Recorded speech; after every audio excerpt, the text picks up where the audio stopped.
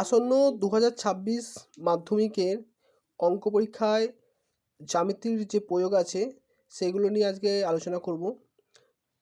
উপপাদ্য ইম্পর্টেন্টগুলো আমি দিয়েছি। তো আজকে আমি জ্যামিতির যে প্রয়োগ 3 নম্বরের যে প্রয়োগ আছে সেইগুলো নিয়ে আমি আলোচনা করব। আমি কয়েকটা প্রয়োগ বলবো, সেই প্রয়োগগুলো কিন্তু ভেরি ইম্পর্টেন্ট। সেগুলো করলেই কিন্তু 100% কমন পাবে। বৃত্ত সম্পর্কিত উপপাদ্য প্রয়োগ 10, পেজ নাম্বার 63। এই প্রয়োগটা প্রচুর ইম্পর্টেন্ট এবং তার সঙ্গে কেডি 3.2 অর্থাৎ কোষে দেখি 3.2-এর 7 এবং 11 দাগের অঙ্ক, এটা কিন্তু প্রচুর ইম্পর্টেন্ট। আমি বইতে দেখিয়েছি, কোনগুলো দেখিয়ে দিচ্ছি।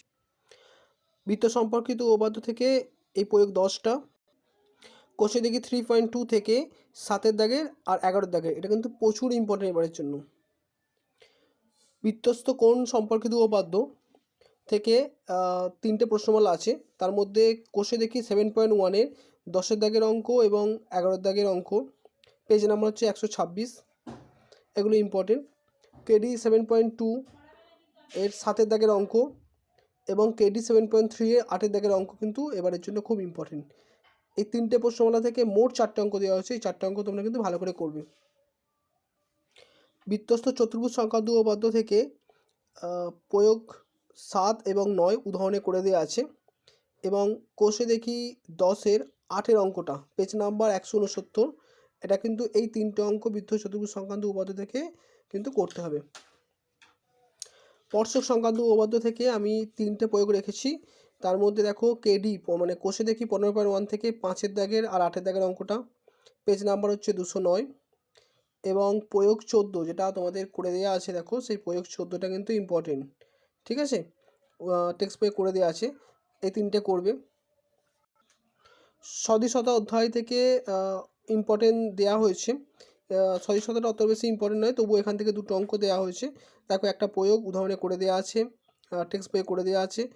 প্রয়োগ 18, পেজ নাম্বার 252 এবং কেডি 18.4 5-এর অঙ্কটা, কেডি 18.4-এর 5-এর অঙ্কটা, পেজ নাম্বার 259। এগুলো কিন্তু দেখতে হবে।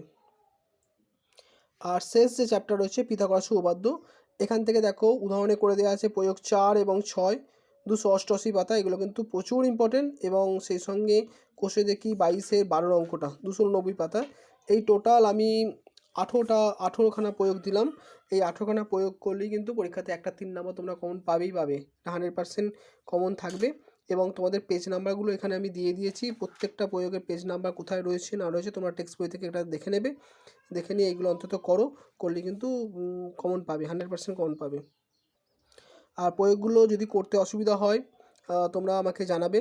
আর সেই সঙ্গে আমার চ্যানেলটাকে সাবস্ক্রাইব করো, লাইক করো এবং শেয়ার করো এবং আমাকে কমেন্ট করো, যাতে যদি কোনো প্রয়োগ আটকে যায় বা করতে অসুবিধা হয় সেটা আমাকে জানাবে, আমি কিন্তু করিয়ে দেবো। ঠিক আছে।